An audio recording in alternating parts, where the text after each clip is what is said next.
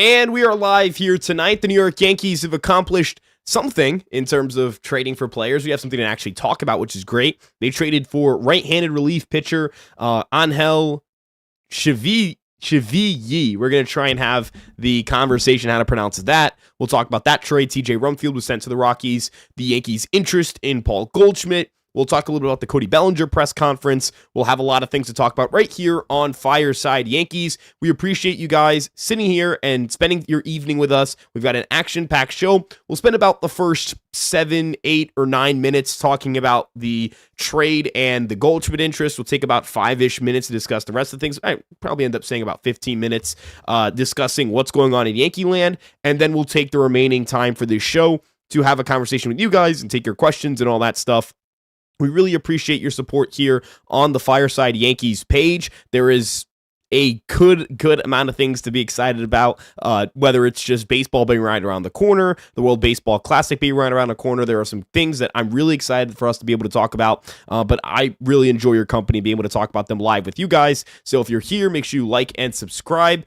We really appreciate your support here on the Fireside Yankees page. You guys are the best. No one better than you guys. You guys rock. And without further ado, let's just jump straight into this thing. Let's start by talking about the rumor updates. Let's kind of put our rumor board up and let's talk a little bit about what went down over the week. Yankees trade TJ Rumfield for Angel Chavei. Paul Goldschmidt is drawing interest from the New York Yankees. That's per Jack Curry. Cody Bellinger will not play in the 2026 World Baseball Classic. He revealed that himself on his press conference. Mario Garza named NYY's new international director of scouting. Pretty funny. The first 5 things here, actually everything here is from Jack Curry, or from the player themselves in Bellinger's case. The Yankees are still engaged on the pitching market. Again, that's from Jack Curry. And both Jason Dominguez and Spencer Jones are not expected to just be dumped in trade. So don't expect to see the New York Yankees throw these two away to the wayside just because Cody Bellinger came back. They are engaged in the pitching market, but they want to get fair value back if they were to trade away Jason or Spencer Jones. We'll talk a little bit about my thoughts on that. But let's start by talking about the bigger news from the day, and that is that the New York Yankees have made an acquisition. They traded for right-handed relief pitcher Angel Chavei. Chavei is a 23-year-old right-handed pitcher. He's somebody who I think has tons of talent, but the results last year was definitely underwhelming. You can't sit here and you can sit here and tell me, like, dude, these stats suck, and you wouldn't be wrong. These stats are terrible. 7.06 ERA, a 6.03 FIP, he had a 15.6% strikeout rate, a 7.3% strikeout to walk rate, a 4.86 expected FIP, and he had negative 0.7 wins above replacement. Again, a really poor season from Chavei this past year. I think the Yankees are hoping that they can turn it around. At least you don't make this acquisition unless you have that hope. And we'll talk a little bit about his profile. Now, they traded TJ Rumfield in this deal. TJ Rumfield is somebody who was in the system for a little bit. He spent some time as a first baseman throughout his entire time with the Yankees organization. He also had a stint with the Phillies, if I'm not mistaken. The Philadelphia Phillies drafted him. He was traded to the Yankees in a deal that sent over Nick Nelson. And so, yeah, the New York Yankees, they're in a situation where they had Rumfield not on the 40-man roster. He wasn't really somebody who they had room for. Ben Rice is their left-handed hitting first baseman. They don't really have a need for another left-handed hitting first baseman. Rumfield was not somebody who had a clear lane to play, and he was left off the 40-man roster. And because he was left off the 40-man roster, he could have been picked 2 different times in the Rule 5 draft. It was this past year and the year prior. No team bit at the chance to go out and acquire him in the Rule 5 draft. So that kind of tells you where the market viewed him, how the league viewed him. It's unfortunate because I do believe that he is a player who has some level of upside, but they don't really have room for Rumfield. The trade here now on the screen, I'm still trying to work on the graphics for this. I want this to look a little better, but this is our basic trade screen here. The Yankees acquire Angel Chavei. The Rockies acquire TJ Rumfield.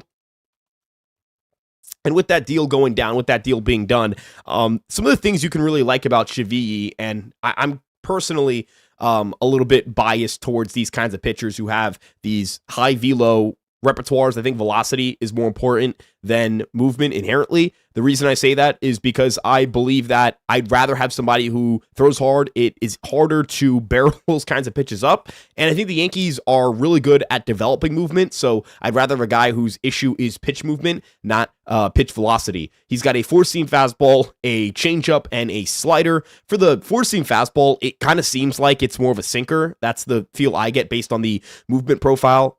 It's possible it's a four-seamer because he says it's a four-seamer, but that is a two-seamer or a sinker.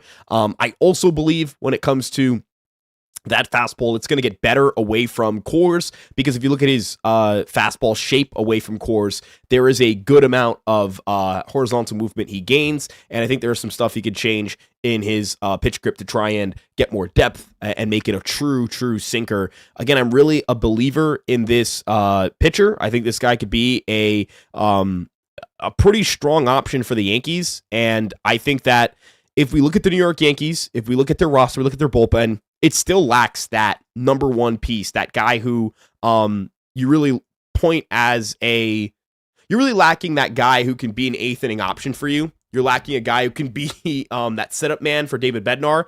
I do think that Fernando Cruz and Camilo Doval are capable of doing that, but I think you want a more stable option. You want to import somebody who's capable of taking that responsibility. By no means is the Yankees' work done this winter, or at least it shouldn't be done, and by no means can you roll into this upcoming season with this bullpen and say, you did everything you could to make this group better. I don't think that would be the situation if we were rolling into the year with that. So we'll kind of see how things kind of move from here. And we'll keep it rolling with this deal. It's not really a significant deal for the 2026 season.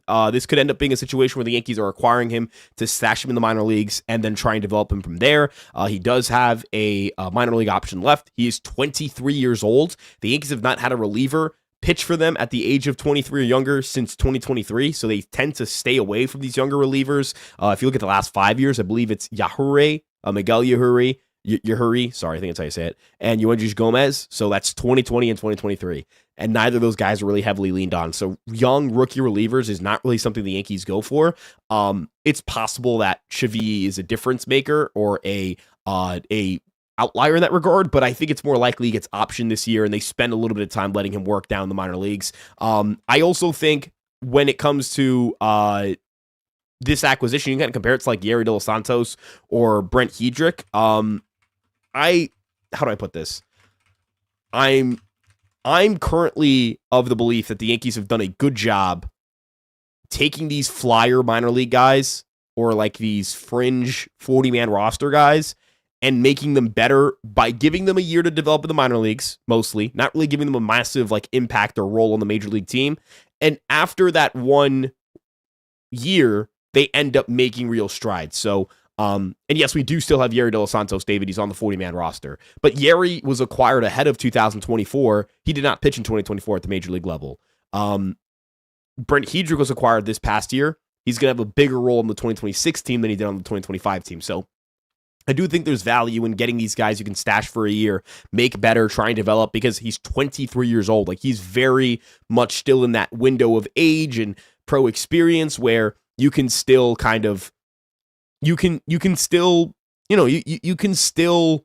develop him. There's still more to unlock. He's also on a really bad organization in the Rockies organization. I personally think this is low-hanging fruit for the Yankees. The Rocky organization stinks. And because the Rocky organization stinks, I think the Yankees are going to be able to get more out of him. Well, let's go out and talk a little bit about the other rumor, and that's the Paul Goldschmidt rumor. The New York Yankees interested in a reunion with Paul Goldschmidt. We talked about this a little bit last night, but we'll go on a little bit more about this. Paul Goldschmidt, a player who's drawing interest in the Yankees, according to Jack Curry. The Yankees have held conversations with the player. Whether they end up bringing him back remains to be seen, because there are a couple of sticking points here. He does not want to. Not that he does not want to. He would have to accept the bench role. This is a future Hall of Famer.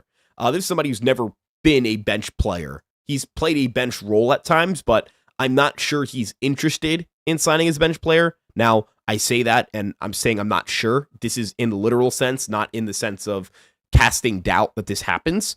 If the Yankees bring Goldschmidt back, I imagine it's on a cheap deal. I also imagine that the lack of league-wide interest is because they see what we all see, which is a first baseman who can't really play every single day because he can't really hit righties anymore. Look at his counting stats on the season. These are decent offensive numbers. For a first baseman, these are not great offensive numbers. He's actually pretty average at best, if not below average. But against lefties, you could have a situation where Goldschmidt plays at first. You can either DH Rice, depending on the health with Stanton, or put him at catcher if Stanton is healthy. So I do think there's value that goes beyond just having Goldschmidt on the roster. I think defensively there's value here too. We'll read the super chat here from JXV88. Yanks should trade for Adley Rutschman, would be fire. Me personally, I would not trade for Adley Rutschman. I think his stock is down to the point where I'm not sure he's going to be ever that good again, but he's still going to come at a high cost because to get the Orioles to not want to figure out if he's got something to rebound from, I don't think, like, the Orioles, it would make sense for the Orioles to charge a lot in a trade, and it would make sense for the Yankees to not be willing to part with much in a trade. Because, and I got to give credit to Brian Bashman, whose super chat I will read next, Wells was a better hitter and better defender than Adley last year, and he's younger. I just wonder if Adley's body's breaking down. That's really it. I'm a little bit worried about that. For Brian Bashman, who has more left in the tank, Goldschmidt or Rhys Hoskins, objectively speaking, think that Rhys Hoskins will play more years in this league. Like, from this point forward, Rhys Hoskins will have more major league years left than Goldschmidt. I don't think that's really close to me. Will Hoskins be more willing to sign as a bench player than Goldschmidt is a good question. Is Hoskins a more reliable bet to hit against lefties? Another good question. I think Hoskins can hit lefties, but I don't think the Yankees would view him as a positive defender, if even a better defender than Ben Rice.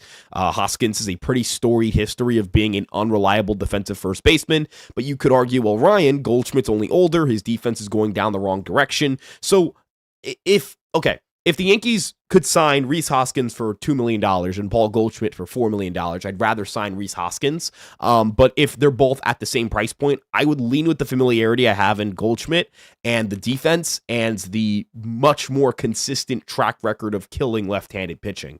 And in that regard with Paul Goldschmidt, I mean, look, you're aware of what you're getting. This is a guy who killed lefties last year. And I think there is some roster utility to Goldschmidt because of the versatility Ben Rice has, because of the fact that Giancarlo Stanton is your most oft-injured position player, and he's probably your third best hitter against lefties. Defensively, he's a much better defensive first baseman than Ben Rice is, in my opinion. That is not a matter of disliking Ben Rice. You are all fully aware as to how I feel about Ben Rice. I think he's one of the best first basemen in baseball, but I also believe that Paul Goldschmidt scoops the ball a lot. He's really good at that. Ben Rice struggled with that this year. You do have to give yourself some level of insurance if Ben Rice were to go down, if Ben Rice were to struggle defensively, and if you needed to have another defensive option off the bench. If Ben Rice doesn't make strides defensively at first base, and I'm not saying he won't, but if he does not, what do you do without Paul Goldschmidt? What do you do without a first baseman? Oswaldo Cabrera's experience at first. Don't love the idea of him being my backup emergency defensive option. Ahmed Rosario's learning the position. He's not a good defender really anywhere.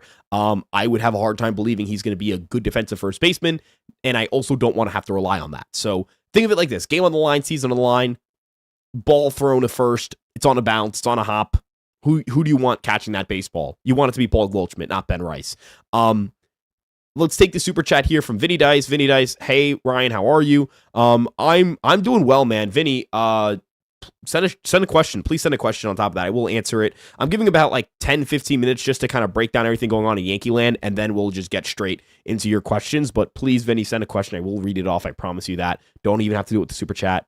Please. I feel so bad that you sent a super chat, but I thank you. But I feel bad that you sent a super chat without asking a question. So please submit a question, and I will promise I'll answer it. No super chat needed to do that.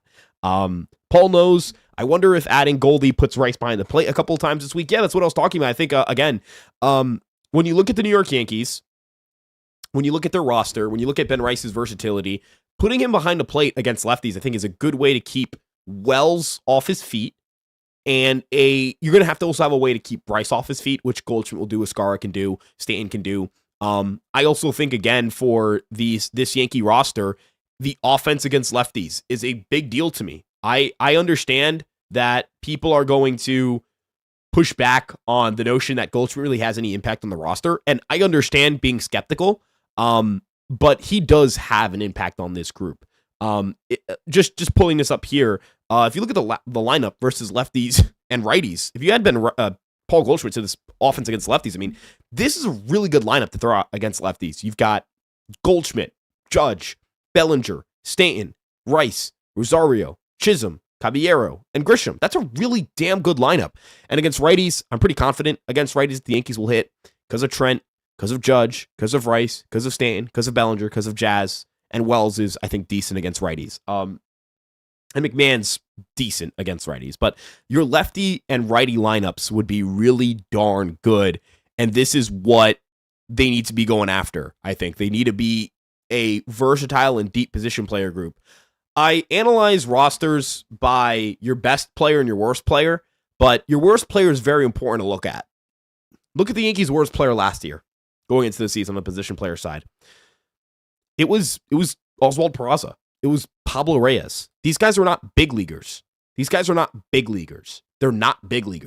That was such a detriment. That was such a detriment in terms of the Yankees roster, in terms of the Yankees roster construction. And it's why in the second half, I believe they played as well as they did. After the trade deadline, they played much better baseball. I think a reason for that was the versatility they had off the bench, the depth they had off the bench, the fact that their third base room wasn't a complete punt. And this is while I think Aaron Judge missed some time during this stretch. I could be wrong. The issue was the bullpen.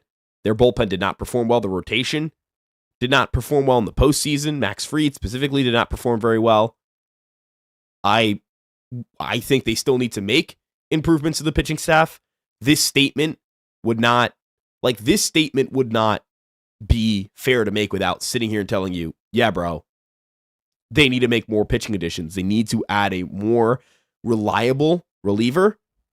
Not even I think Pablo Reyes and Oswald Peraza are two of the best pitchers two of the worst players. I don't even know where I got pictures from.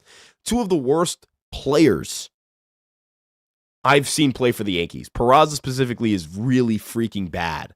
And yeah, not so fun family fun vision. You're right. The bullpen got worse. Their bullpen's worse. We can sit here and talk about the regular season impact that Devin Williams had and that it was not a positive impact.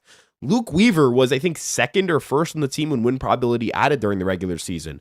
Luke Weaver pitched a lot of really important innings for the Yankees. You can't go and say, well, we got Doval for the full year. That replaces that. We've got Bednar for the full year. That replaces that. No, you need to get better. You need to add another bullpen arm. Do I think the back end of this bullpen has more upside than last year's? Yes, because of Hedrick and Bird and Winquest and now Chavei. Like, these guys throw harder. These guys have better stuff. They have better swing and miss abilities than, Scott Effross did and Mark Leonard Jr. by the end of the season. Things of that nature.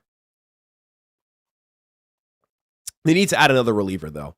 And I don't accept the argument that, well, they added at the deadline, so that's part of the offseason. Nope, disagree. Firm disagreement. That's not how the world works. It's not how baseball works. You go out and get better. You go out there and get better. That's what you want to go do. You go out and get better, man. There's got to be a drive to go out and get better.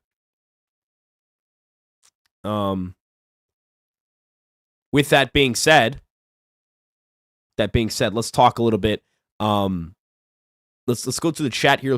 Let's answer some questions. I appreciate you guys sticking around here and being here on a very cold Wednesday night. It is 7:19. If you're watching this right now, like and subscribe. We'd really appreciate it.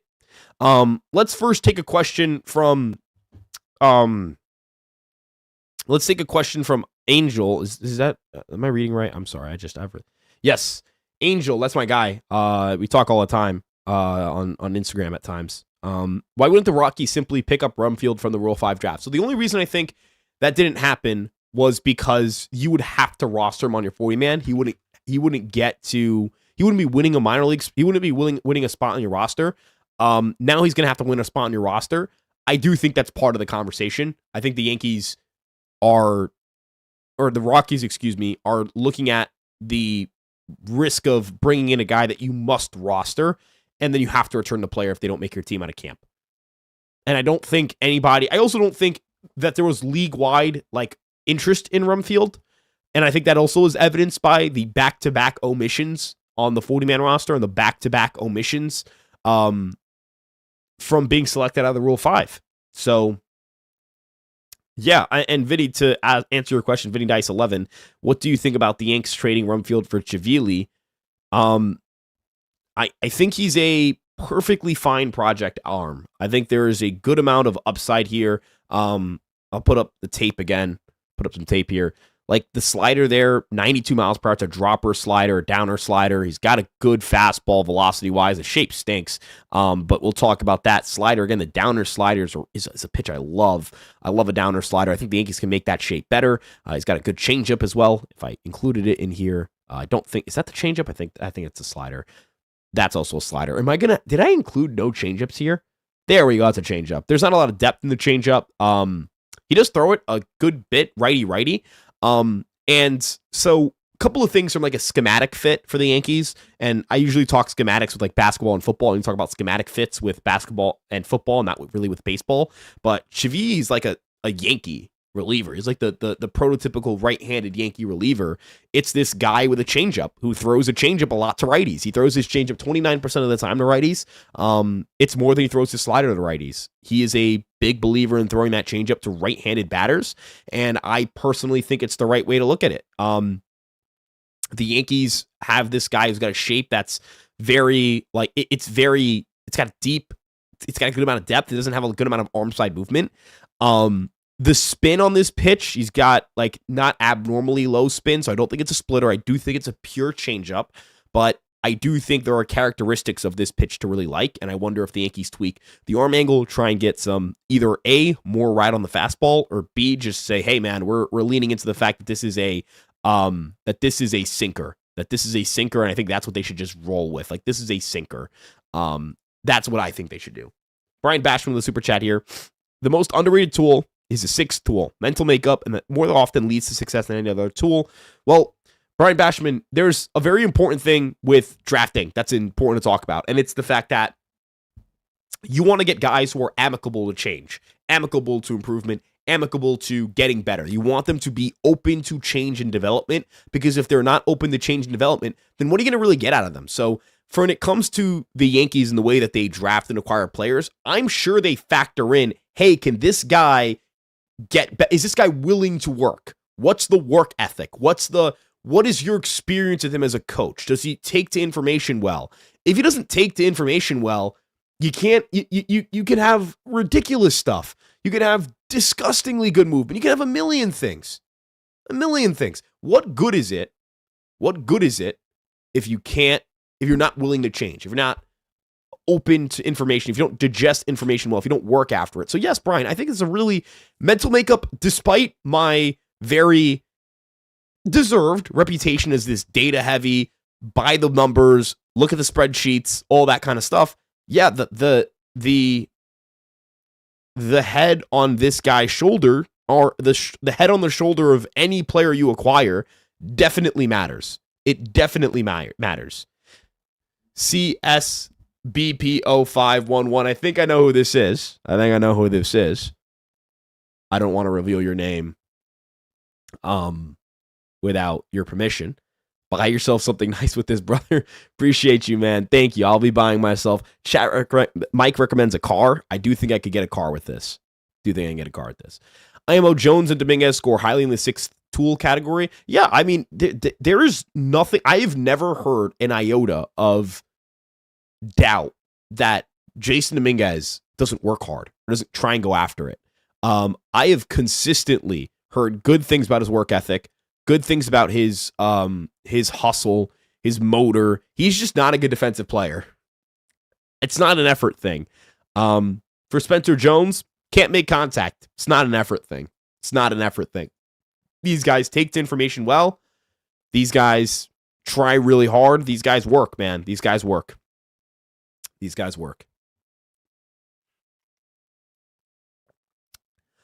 What about Dominguez or Jones for Gaddis or Smith from Cleveland? Okay, so I do not think I would trade. I do think I would trade with the Guardians for relievers. Like, I think if I was willing to trade for Graham Ashcraft, I should be willing to trade Jason for Gaddis. I have a little bit of worry with Gaddis because he did lose a little bit of velo, and I just have a little bit of skeeviness, but the guy is really good. He is really, really good. He's a top 30-ish reliever in the sport. He's got 4 years of control. He's a workhorse. You can pitch him a ton because all he does is go out there and pitch, man. I would be okay trading Dominguez for Hunter Gaddis. I would obviously be okay trading Spencer Jones. I'd be thrilled if we traded Spencer Jones for Hunter Gaddis. I think the Guardians say no on Dominguez for Cade Smith.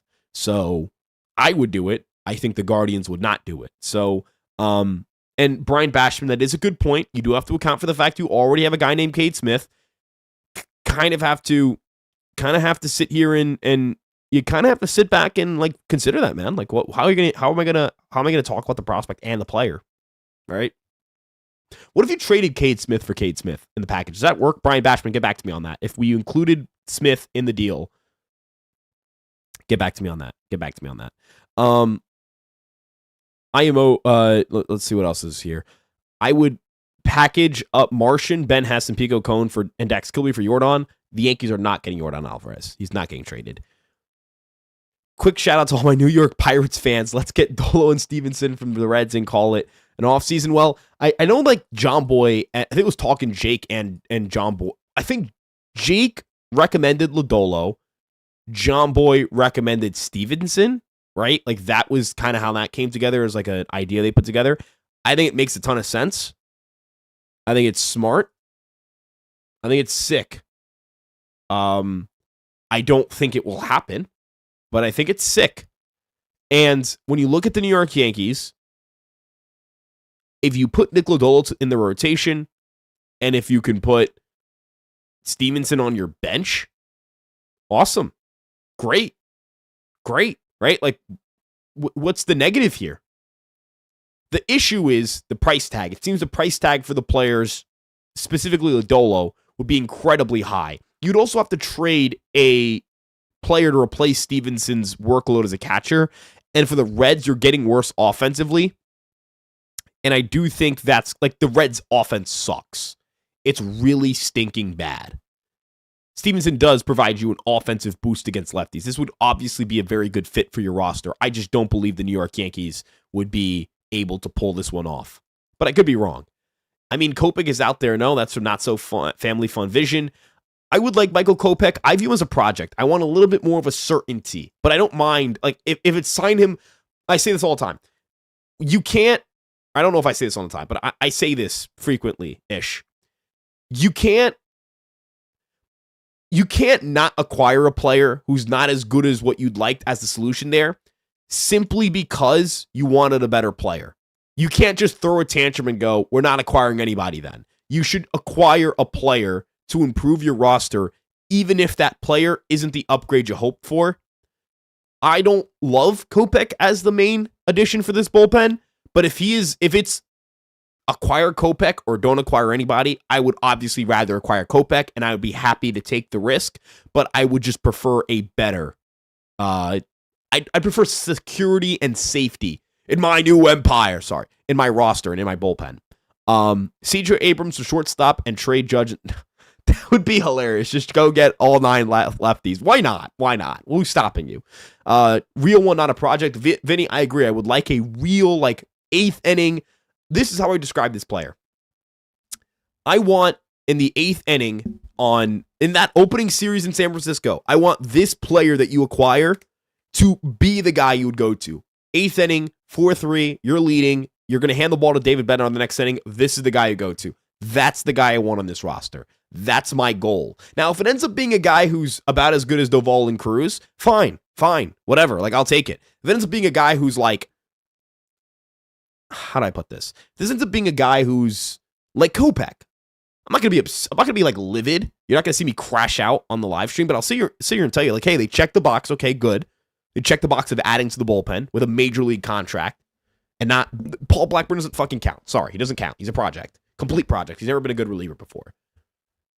I would still sit back and tell you, right? Like, not sure I love it, right? I do think like my sweet spot of this isn't a guy who's Like, this isn't a superstar, obviously. This guy isn't a superstar. This guy isn't eighth inning Mariano Rivera. But Justin Wilson would make me very happy. I'd be very happy with Justin Wilson. I'd be very happy with that. Any Bellinger updates? Joe, Bellinger's still seeking 7 years. So I'll give you the latest on that a little bit later. But he's still seeking 7 years, Joe. So Yankees are only willing to go to 5. And they've told everybody in baseball that they are willing to let him walk. That's the latest. Brian Bashman with another super chat. Brian, thank you, my man. I really appreciate it. Harrison Cohen stats, his batting average against in each of the last 3 minor league seasons, 206 and 23, 160 and 24, 157 and 25. Vinny Dice, to quickly answer your question, he's in AAA. He started the year in AA. I do think Harrison Cohen is a guy the Yankees should have put on the 40-man roster. I'm happy he didn't get plucked. Happy for the Yankees, not necessarily happy for him. For him, you'd probably prefer to get plucked. I personally don't think Harrison Cohen gets enough credit or love, considering I think this guy can pitch in the big leagues. I just do. So I like the changeup. I think the righty changeup thing is just something the Yankees should keep going for. And the cutter's pretty good, man. The cutter's pretty freaking good. Four-seam fastball, not so good. Need a little more velo. Or, like, just dial down the usage. Maybe throw a different fastball shape, a sinker, a four-seamer, and a sinker would be nice. But, yeah, I think Harrison Cohen should get big league innings next year. That's something I would have him do. Just me personally.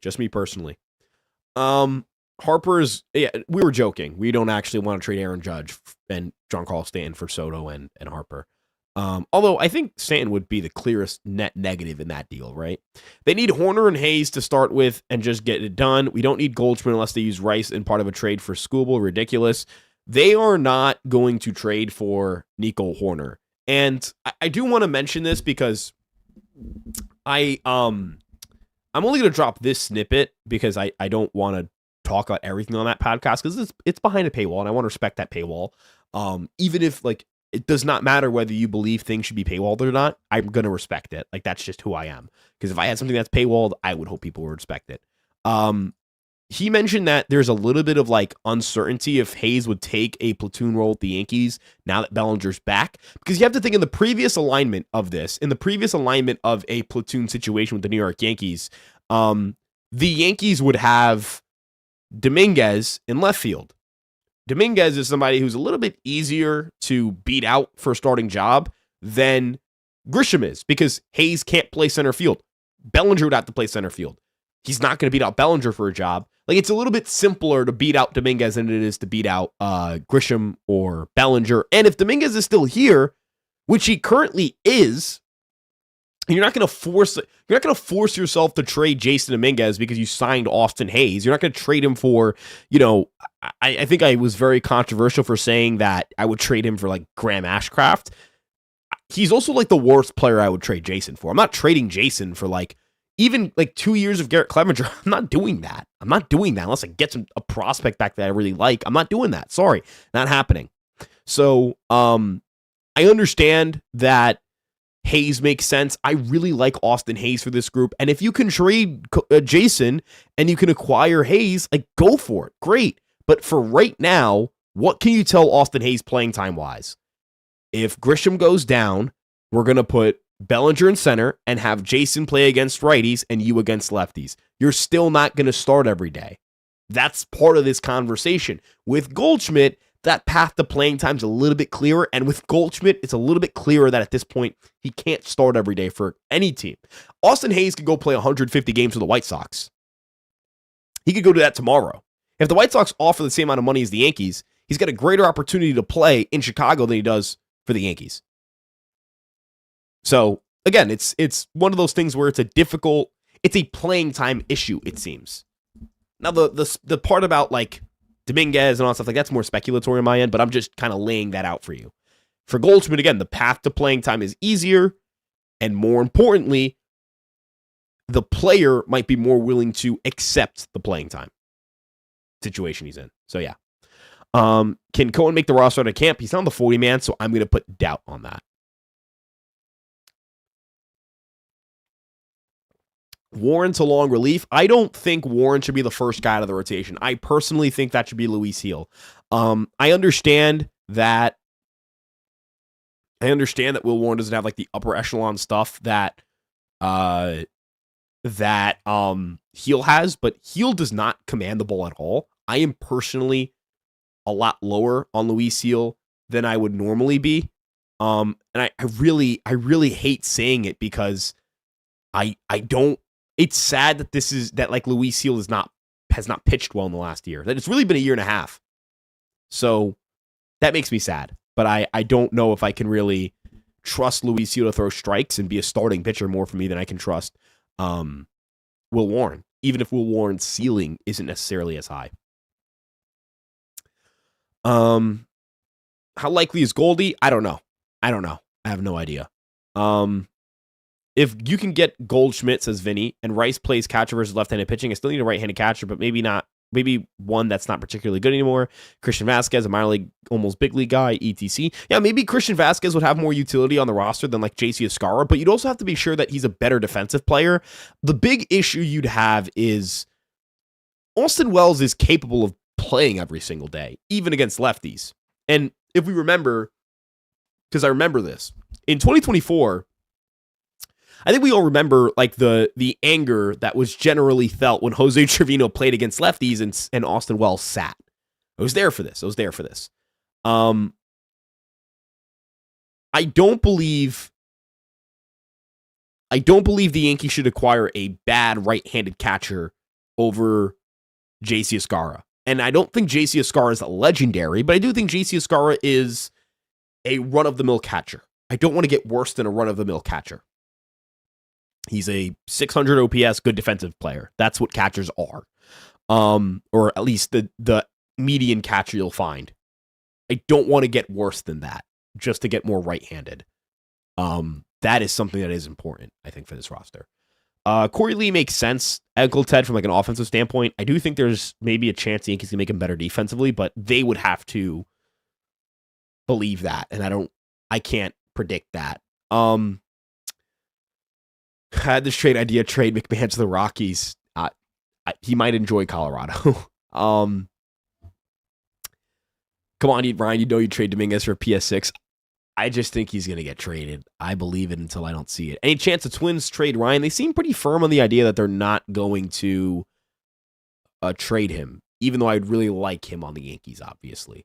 Warren has like an 11K per nine. Insane. Yeah, he strikes out a decent amount of guys per inning. You'd like the strikeout rates, the strikeouts per batter versus strikeouts per inning to increase, though. You'd like him to take fewer batters to strike out that many guys. Dominguez for Reagan's not going to happen. Yankees aren't going to get Cole Reagans, and it definitely would not be for Jason Dominguez. Who do you think would go to the bullpen when the starting rotation's healthy? Gil, Warren, Weathers? I'd bet on Gil. I think he has the worst command. I think he's the worst pitcher of the three by a slim margin, but a margin that I'm willing to stand 10 toes down on. And I hope I'm wrong. Like, I hope what happens is that Gil dominates. He's stupidly good. And then I'm sitting here like, what an idiot. What an idiot. That's what I hope happens. What are your thoughts on the trade deadline being on August 3rd this year? This is from Yassine. Welcome back, Yassine. Appreciate you stopping by and talking with us, man. Me personally, it doesn't affect me too much. I don't really care that much. I appreciate it being a couple days further, but I don't think it's going to change too much. It's just going to kick the can down the road a little bit. It does give you a little bit of breathing room and gives us a little bit of breathing room. Our draft coverage has never really been to the degree I want it to be. That's one of my big goals for this year. I want a really good draft stream. I want to do it. I want to do a draft stream. And I'll have like a way to kind of do that. I'm going to bring my laptop. I'm going to just sit here, anchor down. I'll be making graphics on my laptop. I'll have a template for whoever our draft picks are, put them on the screen. So yeah, I think that the New York Yankees, they're going to be probably buyers this deadline. Does that affect trade prices that you get 4 fewer games? I would love to see the trade models. I would love to see them change a little bit. I would love to just see like the GM go, yeah, I had like a 38 on this guy. Now it's a 37.8 because we get 4 fewer games. I need it. Like I need it. I need it, bro. I need it. I need it. I feel like Austin Hedges hates the Yankees. I know stuff has happened, just not sure. I know Yankee fans hate him. I think he's just like a Cleveland guy. I think he just loves playing in Cleveland. And I think he's like unapologetic about his love for Cleveland. It is really fucking funny that he said the whole Clase A is better than Mariano Rivera thing. And then he proceeded to shit himself in the ALCS like right after. I think that's hilarious. And I think it's also a hilarious take to have ever EVER capitalize all fucking letters. To ever sit back and claim that Mariano Rivera wasn't better than Emmanuel Clase. Don't read me that ERA short sample size bullshit. You fucking close for 20 years to be that good. Although Mariano does have a questionable history off the field, that different conversation. We're talking about the baseball player. Anywho, Cal FPS, the MLB draft coverage is as a whole very underwhelming in comparison to other sports. It's unfortunate, and that's why I want to raise my bar. My bar's at the floor. It needs to be higher. We need to get better. The whole goal is getting better. Like, consistently streaming was a big goal for me this year. It's still a big goal. I hope to still consistently stream and to give you guys 2 streams a week at the minimum, because that is the whole point of this off season. Like, I want to make better content for you guys. I want to be better. The goal is to be better. I need to be better. Fireside Yankees needs to be better. Like, this is a little bit of a tangent. Really think about this speech from Timothy Chalamet where he talks about he wants to be one of the greats. He wants to be one of the greats. And I think about it. Ever since he gave that speech, I really thought about, like, am I trying to be the great? Do I want to be one of the greats? Yes. Am I acting that way? No. I want to be the great. I want to be the greatest. I want to be the greatest. And this is my passion project. Fireside Yankees is all I could possibly love from a career standpoint.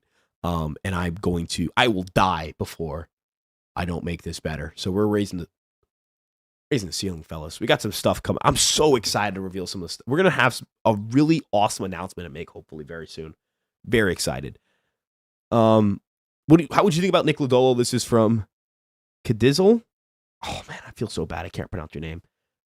Please give me a way to pronounce your name, please. I want to get it right. But how would I think of Nick Lodolo to the Yankees? I would love it, man. Nick Lodolo would rock. Nick Lodolo is sick. I love Nick Lodolo. I've talked about Nick Lodolo over and over and over and over and over and over again. I think Nick Lodolo is a very good starting pitcher. I think Nick Lodolo is, like, arguably as good as Freddie Peralta when healthy. I have been very high on him all off season, and I'm trying to expand my coverage a little more to be a little less Cadiza. Okay, Cadiza. Okay, Cadiza. To TLDR this, I think Nick Lodolo is a number 2 starting pitcher. I think he's a number 2 starting pitcher in this league on a World Series contender. I think he'd be your second best starter, even when everybody's healthy. That's how good I think he is. So yeah. What high-end reliever is realistic, Ryan? Yanks lover, great question. I don't know. See, the thing is, okay, the issue is that the Yankees are probably going to go trade for somebody. Now, whether the quality of this player is going to be good enough for me is a different conversation, but I think they'll trade for somebody. That's my belief. It's not as clear who's available in the bullpen trade market versus the free agent market, right? The free agent market, you know who's available, you know who's not available.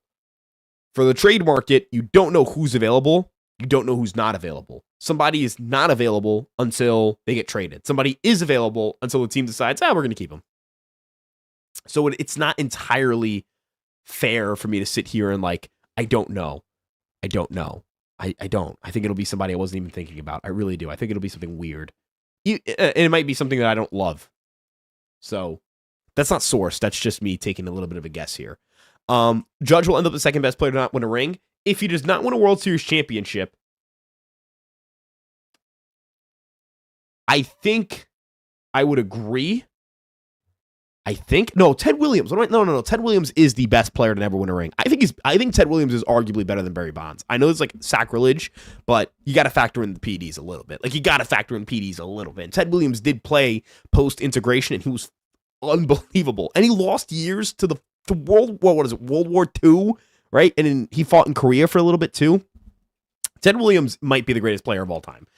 I think Ted Williams is like arguably, I think Ted Williams already is arguably the best player of all time. I would also sit here and tell you, I also think he'd remain a better player than Aaron Judge, regardless of what. I think Aaron Judge would need to do something. Aaron Judge would have to have another 200 WRC plus season. That's like the minimum for me to even consider it a conversation of like peak for peak. Ted Williams is the greatest hitter I think ever.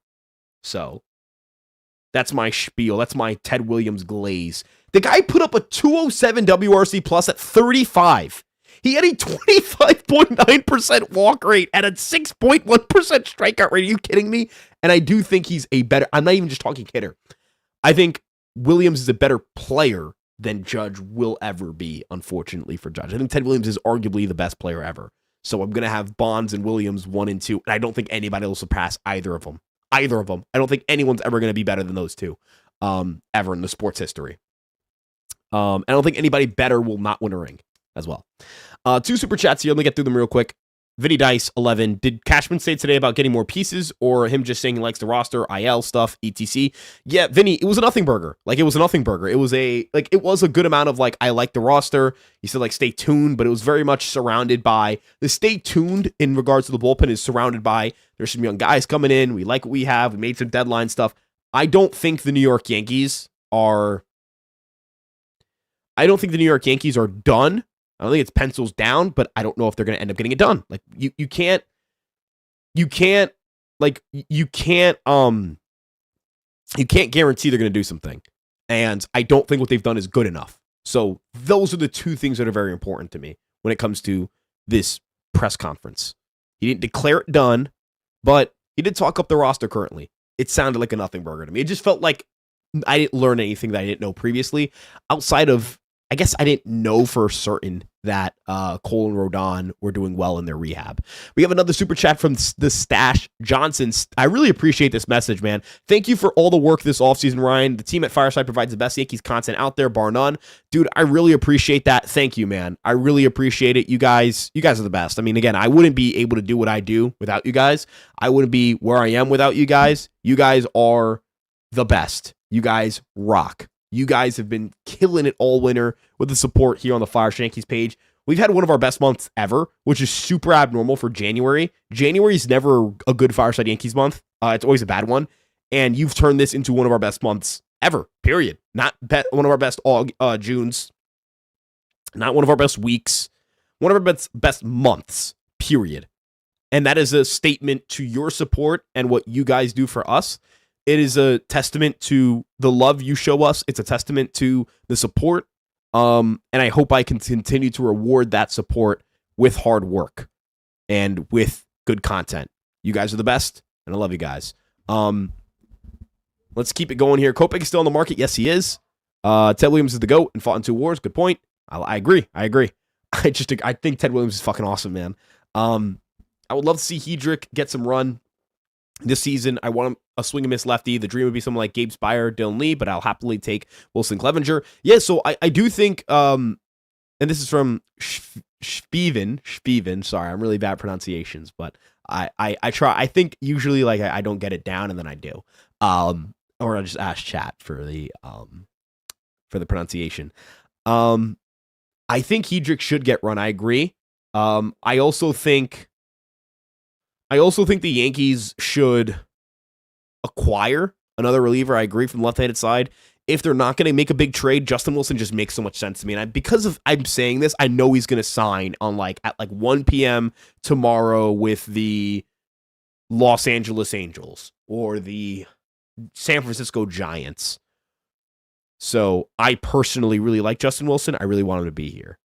Elmer Rodriguez is going to pitch for PR. I did see that. I do want an official announcement before we try to avoid posting things without like the big sources confirming it. Not a disrespect to Jeff Duda. I just personally I don't want to misinform you guys, and I can't confirm it individually. So we'll kind of break that down a little bit when it becomes official. Nothing Burger Yum, Nothing Burger merch. We'll think about it. Oh, Cam, my boy, how we doing, Cam Schlittler? You deserve the support. Appreciate you, man. Hope you're doing well. Hope you're having a good night. He says also Cashman wanted to build this team with homegrown players since 2018, and that's what he's going to do. There is a healthy portion of the roster that's developed from within, and I did talk about this a little bit with the Mario Garza hiring, and I guess I should talk about this a little bit here. Mario Garza is their new director of scouting on the international side. Now, we can all agree here, it shouldn't have taken this long for an internal hire, and by losing commitments, they really put themselves in a situation where they've got to hit on these signings in order to make up for that. But the way I look at this with Garza is that he's been their director of baseball development since Sam Breen got hired. He apparently played a role in Sam Breen being hired, so this is a smart individual. He understands baseball development. He played the game. He was a pro ball player for 4 years, so I do think that's an important part of this conversation as well. And I also think that his background as a coach is going to help here. I think he's just got a really strong relationship. His ability to connect to players, I think, is going to be important. The ability to say, hey, I was a player. I know what this process is like. I know what it's like to play in the minor leagues, lower levels, all that stuff. His ties to Latin America. Like, he is a good person to have running this, I think. But the only way to know is to have him do his job and see how he does. How bad will, this is a super chat from Brian Bashman, how will Grisham have to play before Babuni finally benches him? Grisham, I think, would have to be a below-average hitter. I think that's the start of it. He'd have to be a below-average hitter because he's not a good defender. Now, Jason, I think, can do the reverse to Grisham, where if Grisham's like a 5% better than league average hitter, but Jason is a 20% better than league average hitter, Bellinger's defense and center is comparable to Grisham's, and while you are getting worse defensively, they could get better offensively. So I do think if the Yankees give out, if the Yankees get, 15 to 20% better than league average offense from Jason, they will play him over Grisham. The defensive change isn't worth it because also Dominguez is a better base runner, so that's going to offset some of that value. So yeah, I do think if like Grisham's below average offensively, yeah, that's going to happen. But if Jason is just awesome next year and Grisham's solid, I think Jason will also steal his job in that scenario too, because you could trade Grisham even if he eats some of the money, because teams need center fielders, man. Period. I would love to see McClanahan if all it takes is Jason. I don't think I'm trading Jason Dominguez for Shane McClanahan. Just too much risk in the injury. It's just is what it is, man. Is what it is. I would love to, Brian, are you going to sign another player? Brian Bashman, will you be signing another player? At this point, every player you sign, you have to pay double for due to the luxury tax penalty. It's actually 110%. It's even more than double. So yeah, there is an increased like cost, opportunity cost to signing a player. Let's see what else we got here. Thoughts on that 13-year-old kid? Ryan, is the 13-year-old kid the Yankees handed $7 million to the best international prospect ever, or is he lying because in that video he looks older than you? I don't think he's not 13. I do think he's 13. What I don't think, and I'm going to cough before I say this. What I do not believe is that you can call a 13-year-old player the best international prospect ever. He's 13. I saw a video of a 10-year-old hitting. We're talking about kids. These are kids. This is a child. That guy wouldn't even be in fucking high school if he was in the U.S. We're talking about an 8th grader. Why put the... I hate when people do this. Not you. I hate when people who are in the... Because fans... Look, if a fan randomly goes, I think Chase Hampton's going to be Garrett Cole. Like, who cares? The fan. We're fans. We're fanatics. Right? I try to carry myself a little bit... I try to give myself a little bit of a higher standard because I do this and have a bigger platform than the median fan. That doesn't sound douchebaggy, I hope, but that comes with the territory. You have to know what you're talking about to do this. But if you're somebody who covers the game and covers international free agency, and you're talking about a 13-year-old like that, you're insane, dude. There's something wrong with you. Why are you he's 13. He's 13. What good is going to come out of this for that kid? He ends up being, let's say he ends up being a 2-win player annually and has an 8-year career. Puts about 16 wins above replacement. You're probably not going to play 8 years. Let's say he plays 10 years and he's about a 2-win player. gets the 10 years of service time. It's kind of like Gary Sanchez. Gary Sanchez is going to be probably a 10-year service time guy who accumulates about 15 to 20 wins above replacement. I think he's going to be on the lower end, probably like 15. Was Gary Sanchez a bad international free agent signing? Absolutely not. You got 15 wins above replacement of his career. He's going to play 10 years in the league. 10 years for the league in the league. Yeah, it's a good IFA outcome. Now, if you want to say it's not what you hoped for when you first saw him, that's a different conversation. But he's a good international free agent signing. This 13-year-old kid, if he puts up 20 wins above replacement in his career, it's a really good international free agent signing. It's not great, but it's not really good, but it's a good one. You get a good outcome. It's not a Hall of Famer. Maybe never makes an all-star team. Maybe makes one. But it's a good player. It's a useful player. He made you better. He made your team better. You got 10 years from this guy. Like these are wins for the player and for the organization. But when you put this label of he's the best prospect I've ever seen, bro, what the fuck are we talking about? 13? He's 13. He's 13. He's a kid. My little brother's 15. My little brothers are 15. I still look at them as kids, obviously, but I think I really look at them and they're babies in my mind. Like I'm 21. I remember being 15.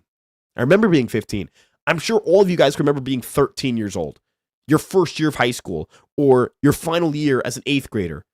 Could you imagine having to deal with the pressure already of playing for the Yankees or being a Yankee commit, and you're the best international free agent prospect ever? That's just not right, man. It's not right. Trying to complain MLB today. Stop it. He's better than Mike Trout. Yeah, that's the way people talk about it, man. Want Gary to come home? If he's cheap, he's a minor league free agent. I will never turn down a minor league free agent. I have no reason to turn down a minor league free agent. Right? No reason to talk about a minor league. No reason for that. No reason to turn it down if the guy can help you. So, yeah. Yeah. Let's see what else we got here. I've seen a guy on TikTok who covers the Yankees, and apparently this guy's the best international free agent. But how can you call a 13-year-old that? We haven't seen him touch minor league soil. It's what people do to generate clicks. It's a way to generate clicks. And as somebody who's inside the click getting game, I get it. I'm gonna don't look. Let's all be transparent here. There's not a single content creator who doesn't know how to get attention. And if you don't know how to get attention, you're bad at this. You're not going to be able to do this for a job. I get it, man. I get it. Look at the title for this. Next moves, right? 2 words, big bold letters, right? I understand the game. I get the game. But I don't think it's a person I'm harming by doing this. And I don't think I'm misreporting information or lying to you. But when it comes to the pressure and expectations and the effect you have on 13-year-old kids, I do think you're doing harm. And I do think you have to stop it. I have to admit, I can't stand the IFA system. I think that the kids are hoard out for the bonus. Cam, I agree. I really don't think it's right. The IFA system, I think the IFA system sucks. I think it's terrible. I personally think it's terrible. I don't think it's a good thing at all. I think it's awful. I think they have to revamp it. I don't know how they'll revamp it, but yeah. And I have not talked about my CJ Abrams yet. Let's talk about that real quick. Michael Schmidt and Brian Bashman. First and foremost, the Yankees have not been linked to CJ Abrams. I understand how the misaggregation occurred, but I'm gonna do us all the favor, because I have a subscription to The Athletic, and I'm going to do us the solid of I'm breaking my rule a little bit because I'm going to share a snippet of this article from The Athletic, but I'm not reading the whole thing, so you're only getting a snippet. This is what is said about CJ Abrams and his connection to the Yankees. If the Nationals can deal Abrams for a package of 3 to 5 good prospects, that's probably their best play to further their rebuild at this point. The Giants made a run at Abrams already and remain a potential match. Solid potential trade partners also include the Red Sox, Yankees, Padres, and Mariners. This is not the Yankees who checked in on CJ Abrams. This is not the Yankees harbor interest in acquiring CJ Abrams. This is a speculative, curious intrigue in the player that isn't from the Yankees. It's Jim Bona saying, hey, the Yankees could be interested in this guy. They could make sense for this guy. So the Yankees do not have reported interest in him. So This is, again, speculatory. This is speculatory, not reporting that the Yankees are in. So that's the first thing to point out. The second thing to point out, the Giants offered their best prospect, who I think is a clear top 100 prospect. I think it's like Josuar Gonzalez is how you pronounce it. I'm going to pull up his numbers real quick here. He's 18 years old, playing the DSL, mashing the DSL. This kid's considered a top 100 prospect. Some people consider him a top 50 prospect. Fangraphs had him as a top 28. He had him as the 28th best prospect in baseball. 28th best prospect in baseball. So, like, the Yankees don't have a guy who I think is that good, personally. I think George Lombard Jr. might be a better prospect, but, like, maybe Dax Kilby's. I don't know. Point is, that's what we're talking about. He's number 30 on ESPN. He's number 28 on Fangraphs. Where is he on Baseball America? He's number 38 on... Where is he on... I don't care for the Keith Law list, personally. No offense to Keith Law. Where is he on Baseball America? Point is, the Yankees don't have like a consensus top 30 prospect. George Lombard Jr. is the closest thing to it. Yeah, he's number 30 on Baseball America's list. George Lombard Jr. was not ranked number 30 on Baseball America's list. He was ranked like 44th? 44th, I think. I could be wrong. Gonzalez is ranked ahead of Lombard in almost, or right around Lombard in almost every single outlet. So if you're trading George Lombard Jr., plus it was reported that the Giants are willing to trade another top 100 prospect with that. If you're willing to do like Lombard and Elmer for this, then yeah, you might be able to get the player. I'm not doing that. I don't think C.J. Abrams is good enough to do that for. I think C.J. Abrams is a solid player, but he's not a shortstop. He's a bad defensive shortstop. I would be really upset if the Yankees gutted their farm system for Abrams when, and I want to say this, I did not want Bo Bichette to play shortstop. I did not. But if you were to pass on Bo Bichette for money to trade your entire farm system for C.J. Abrams, you should fire your GM. You should fire your GM. You should. You should fire your GM because that is so unbelievably bad. That is so unbelievably stupid. That is so unfathomable. It would be so stupid to try and trade your entire system on C.J. Abrams and show zero interest in Bo Bichette. I didn't want Bo Bichette. I'm just saying, if I'm going to acquire a bad defensive shortstop, I want it to be a 130 OPS plus right-handed hitter. I don't want it to be a 105, 110 OPS plus left-handed hitter. Even though Abrams is a better athlete, Abrams might have a better ability to play center or a different position. He's a better base runner. I get it. But yeah. And I know you pick him on, he's cheap. Cashman likes that. Yeah, but I don't think Cashman likes trading his entire farm system for a player who might not actually be good at shortstop. Like he might not. We don't know if C.J. Abrams is a good shortstop.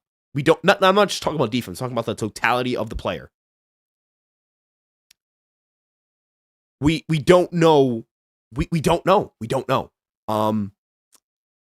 Again, Abrams this past season, he was a 257 hitter, 315 on base, 433 slug, 748 OPS.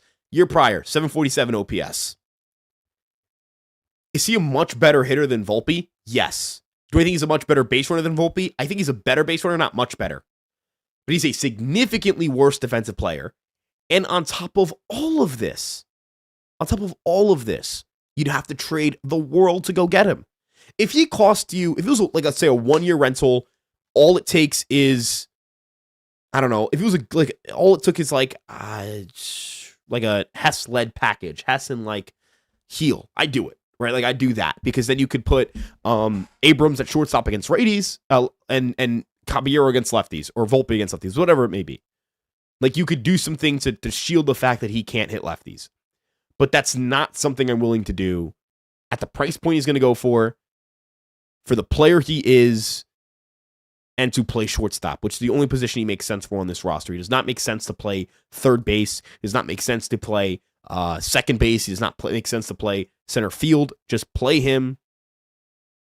Just play him at shortstop if you're going to acquire him, or at second base if you're not really that good of a team at second base. Just don't acquire him. The Yankees should not acquire him. That's my point. Sorry. I'm getting too sidetracked here.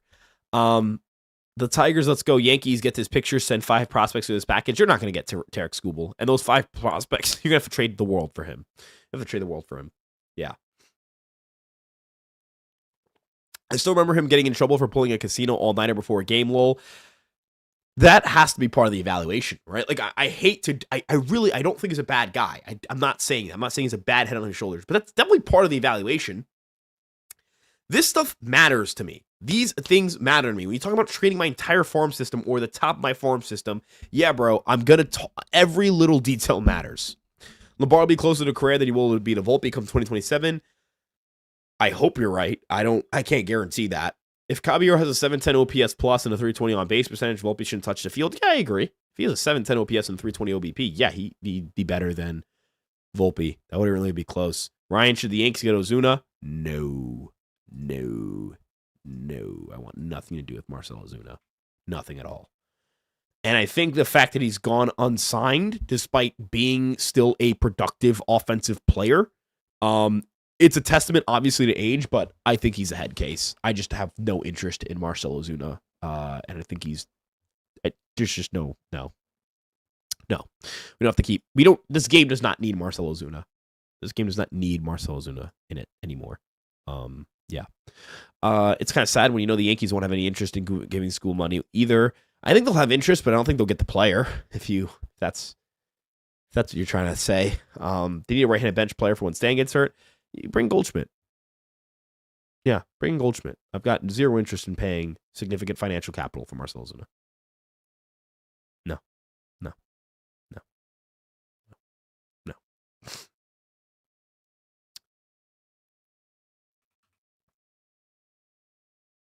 Let's see what else we got. You still need a starting pitching? I think they should improve their rotation. They should try and do what they can. $5 million for Ozuna, you wouldn't do that? Nope. No interest in the player. None. No interest. I have zero interest in the player. Zero interest in the player. None. No interest. He could play. He'd offer to play for free. No interest. None. What else we got here? Until Stan's gone, the Yankees do not need a DH. They do, yeah, they'll need somebody who can play a little bit of a different position, not just DH. I do think Goldschmidt's not as versatile as you want him to be, but he plays a position. So, yeah. If the Yankees dominate the AL East, I'm confident we can win a World Series. Yeah, if they win the division, yeah, because if they win the division, then they should get a bye, and that should put them in a good spot. So, yeah. Rather have Ozuna at shortstop than Volpe. I'd rather have Jose Iglesias as a starting shortstop than Ozuna. Yeah.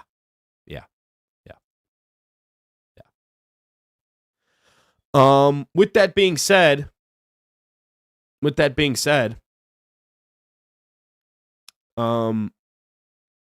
to start wrapping things up soon here and give it the final 5 minutes, the courtesy 5 minutes, and then we'll wrap things up. Let's see what else we got. Crazy to say I only think the Blue Jays could beat us. No, I think the Red Sox and the Mariners can definitely beat you. They're good teams. Those are the only 2 other teams I consider threats, though. Maybe the Orioles. I do think the Orioles are interesting. I don't think they suck. I think they're interesting. But, whoa, just choked on air. I think, I think the Guardians suck. I think the Tigers aren't really that good. I think the Astros kind of stink. I think the Rangers are fun, but they're not good. The Rays are fun, but not good. White Sox suck. And, they're winning the offseason. No, they're not. I think so little of Minateka Murakami. And I think the White Sox will win more games, and we'll kind of sit here and parade them. No, I'm not. No. Yeah, no. Should they trade Jones or do the Yankees not want to trade a guy who has a chance to be a crazy star, even if it's a 10% chance? So, Hangers, here's the thing. The Yankees are not going to they're not going to force a trade of Spencer Jones, because forcing a trade of Spencer Jones is tough. They're probably not going to get any value back for Jones right now, or not much value. If you hold on to him, yeah, there's like that off chance he actually makes enough contact and becomes like Matt Wallner and play center field for you. And if he's Matt Wallner playing center field, holy shit, he's really good. Like, suddenly you have a star on your hands and you need to be playing this guy every single day. So that is part of this conversation. Yeah. Soto still hurts. I want another start with Judge. So lucky to have Judge. We don't need an elite lineup to be good because of him. I miss Juan Soto every single day. And I really think the Yankees and the Yankee fan is better off doing what I've done, which is pushing the pain of losing him into the back of your mind. I think about Soto as little as humanly possible, because there is no coping. There is no good that came from it. I am sad that he's gone. I will always be sad that he's gone. I will never get over it unless they acquire like a generational talent. What about trading Austin Wells for William Contreras? That is like one of those fun challenge trades that, like, when's William Contreras a free agent? When is he a free agent? He's a free agent in 2 years. Wells a free agent in 4 years. I think the Brewers would say no. Yeah, I think the Brewers would say no. I think the Yankees would say yes, and would have to say yes to that. But Brian Bashman, that's a good question. Again, I think so. The couple of things that are kind of going against this making any sense for a team like the, what am I saying? A team like the Brewers is their lack of right-handed hitting depth. Churio is awesome.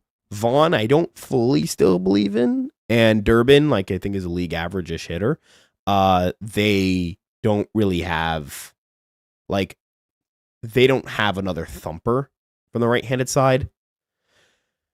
I don't think Jesus Made is coming up this year, but I could be wrong. And he could come up, and I could be wrong. Jet Williams could come up. Don't think he's going to be a good hitter. I know Tyler Black was like a former top prospect for them. I know they have like guys like Cooper Pratt and what's his face? God, I'm forgetting. I'm blanking here. Wilkin. There we go. Wilkin. I don't think these guys are going to force themselves on the big league roster this year, especially not out of camp. So while, like, in theory, I kind of fuck with this idea a lot, I don't think it makes any sense for the Brewers, who are trying to win still. And I don't think they need a left-handed hitting catcher. I think they need another right-handed hitting catcher. But I guess beggars can't be choosers, right? Would this be one of the best packages they could get for him? Yes. But I think Peralta was the cutting of salary they were going to make. But I would take this. This would make me very happy. This would make this would be like a challenge trade that I would sit back and go, holy shit, the Yankees got it like a lot better. Yeah, Cam, I'm not really feeling Jet Williams either. But again, the Brewers' midget evaluation skills are insane. Like, their midget evaluation's insane. Does Lombard get this? Is a super chat from Vinny Dyson. I'll answer some of your Soto questions. I'll go back. I'll be right. Let me just call for a second. Does Lombard get such high praise for his hit tool? Because no hate, but he hasn't had a good MILB season. Just curious how the rank works. Well, Vinny, he's a really damn good defensive shortstop. That is what has him ranked so high, and he's got a good amount of raw power.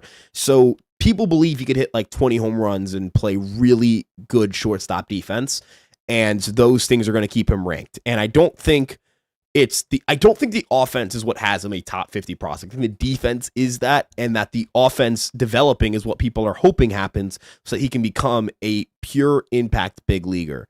And that's where, again, I think the Yankees and the rest of baseball why they like George Lombard Jr. this much. And to answer your quick Soto questions, would I like the Belly and Fried, and like I'd rather have them, yes, for 2025, but for the long-term future, I would rather have Soto. For the court, for like the thought of building my roster out for 10 years and knowing that they're willing to go to 330 for this team, what were they going to be willing to do to go? What length were they going to be willing to go to for last year's team? That's where my brain is at. I think Soto is just an anchor for your lineup, and you would have fewer questions this year than you did if you signed, even if you didn't sign Fried or Belly. And I also think they could have still traded for Belly, arguably. So I don't know. Wow. I mean, Jeffy is wanting to trade Dominguez fucking everywhere. I mean, even I don't do this. And I would not trade him for a picture. I would trade him for a pitcher. Good catch, Cam. We're gonna start wrapping things up here pretty soon.